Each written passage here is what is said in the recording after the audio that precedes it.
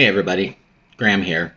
So, with the Johnny and Amber situation winding down, a lot of the people that I've been watching who've been covering it have started to pivot to covering Marilyn Manson, who appears to be in a similar situation as Johnny Depp.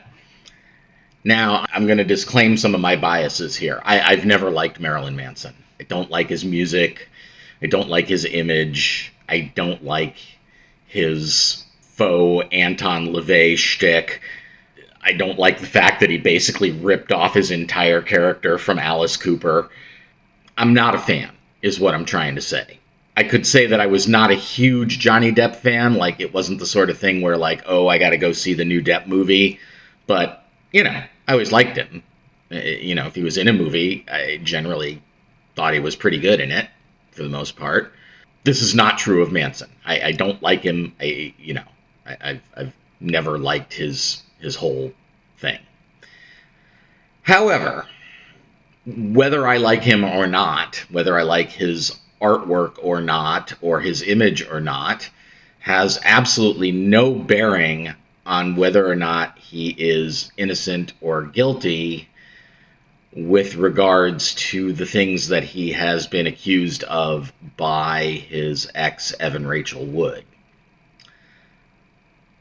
Marilyn is currently suing Evan Rachel Wood for, I guess, defamation, just like Johnny did, and has to be encouraged by the outcome of Johnny's case. It sounds to me like Marilyn has some of the same sorts of evidence to present. So the person that I've watched the most who's covering this is Colonel Kurtz, and if you haven't watched her stuff, I highly recommend it. She's been following this for a while. She's been breaking it down, and according to her, there is some evidence that Evan Rachel Wood and her girlfriend have done a lot of work to fabricate evidence against Marilyn. It seems that they may have, in particular, contacted a bunch of his exes and asked them to sign on to this thing, even going so far as to give them talking points about what he supposedly did to them. And there's evidence of this apparently, and there are people that they contacted who, didn't sign on, said, no, he's a decent guy, I'm not going to help you with this. So, Colonel Kurtz raises the question, and it's something that I've kind of been on since the whole... Honestly, I think the catalyst for this, for me, was the sort of the Will Smith, Chris Rock thing, because it seems to me that Will might be, in an abusive relationship with his wife, by which I mean she's abusing him. We saw that Amber was abusing Johnny, and now I'm interested to know if Marilyn Manson was also in a similar situation. He may just be being falsely accused, and there was no particular abuse one way or the other. And for that matter, he may be being, legitimately accused. We haven't watched the trial yet. I don't want to dismiss the claims of purported victims out of hand. That's the thing that we don't want to do. That's what we don't want the result of all of this to be. What we do want the result of all of this to be is that when somebody comes forward with an accusation like this, we take a good hard look at it. We say, okay, you are a person who has not shown themselves to be dishonest yet, so we're going to take your accusation seriously. We're going to investigate it and find out if it's real. Cops and lawyers will tell you that there is a good chunk of the time when these accusations are false. The sort of feminist line on this, and I remember this back in like the 80s when I was younger, and this stuff was sort of just starting to be pushed hard. The sort of rationale was that women don't lie about this kind of stuff. That if a woman accuses a man of this sort of thing, you should believe her because women don't generally lie about these sorts of things. We know now that that's not true. We know now that women do lie about these sorts of things, and we know that every accusation has to be taken seriously on the merits of that particular case, and not, like I said in my last video, we don't make the case a totem of some political agenda. So I'm trying to keep an open mind on this because all I really know about it I've gotten mostly from Colonel Kurtz, and she is very much of the belief that he is innocent and she is lying. I think she's reporting this in good faith. I think she really believes this. I think she's looked at the evidence and probably has good reason to believe it. So I'm inclined to believe her. But as I always try to remember about stuff like this, she's just a person on the internet, as am I. So she may be full of it. Her popularity and her track record suggests that she's not. So like I said, I'm inclined to believe her. I'm inclined to go into this thinking Marilyn Manson is probably innocent and probably has a good basis for his lawsuit. But I don't know. I mean, if the suit is broadcast, I'll watch it and try to make a determination for myself. If it's not, I'll have to rely on news reports like everybody else. I would imagine that, as with the Johnny and Amber case, some law tuber or other, maybe more than one, will manage to weasel their way into the courtroom and give us updates on what's going on. So I'm following this case. I'll update on it periodically. I'm not sure where we are in the litigation process, so it might be some time before this stuff comes to trial. I'm sure they're probably still wrangling pretrial motions and stuff like that. But this could be Johnny 2.0. And if it goes the way Colonel Kurtz thinks it's going to go, and the way it sort of appears to me based on my limited knowledge of the situation, if it goes that way, then we have a real trend of high-profile male victims of abuse in the media. So this is a topic that I'm interested in. I don't have any personal reason for being interested in it. I'm not abused myself. I'm very happy in my relationship, and I'm very at peace with my past relationships.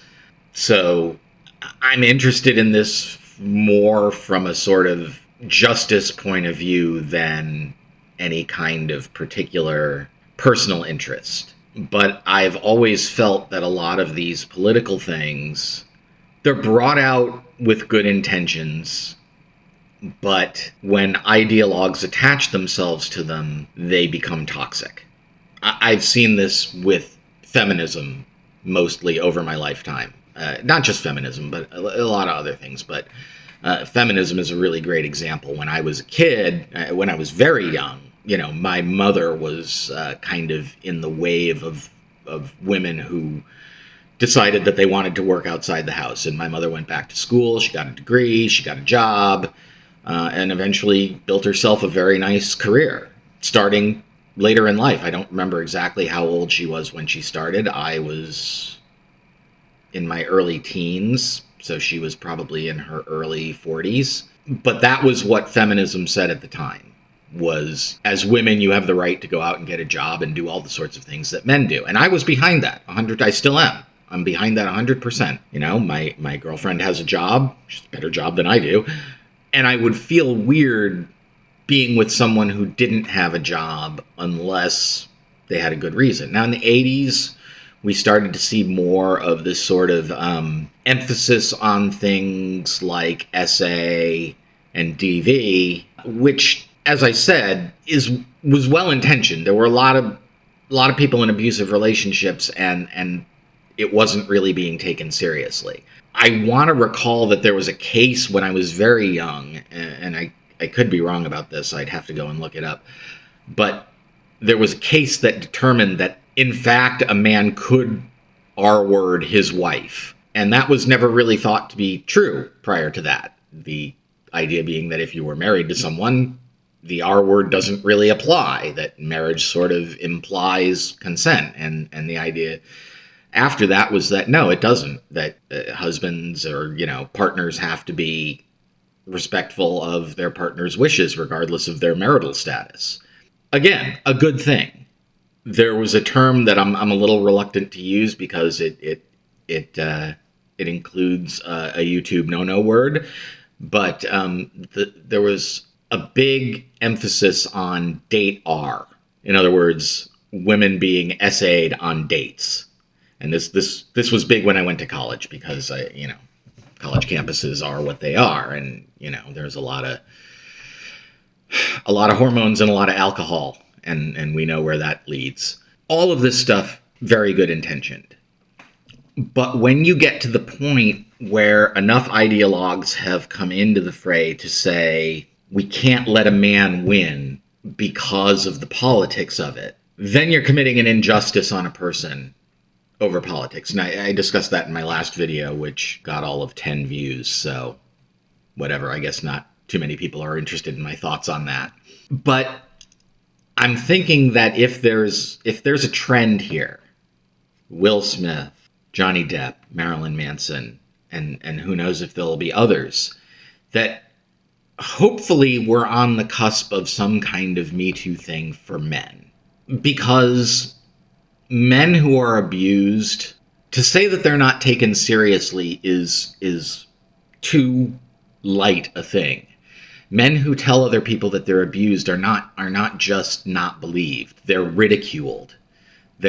It's insinuated that they're not a man if they're being abused. And we saw that in the trial. We heard the tape of Amber telling Johnny, "Oh, go tell the world that I, Johnny Depp, a man, am being abused by," And that's the general attitude that people have towards male victims, is that you're not a man. You're a wuss, you're a pussy. And that needs to change.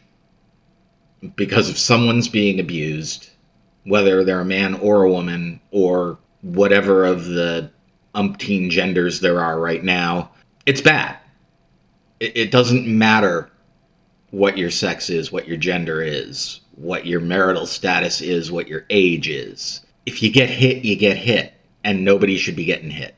And that's where I'm going to leave it. Because this has gotten kind of long. So I will talk to you guys in the next one. Hopefully it'll be pretty soon. Have a good one. Graham out. Bye-bye.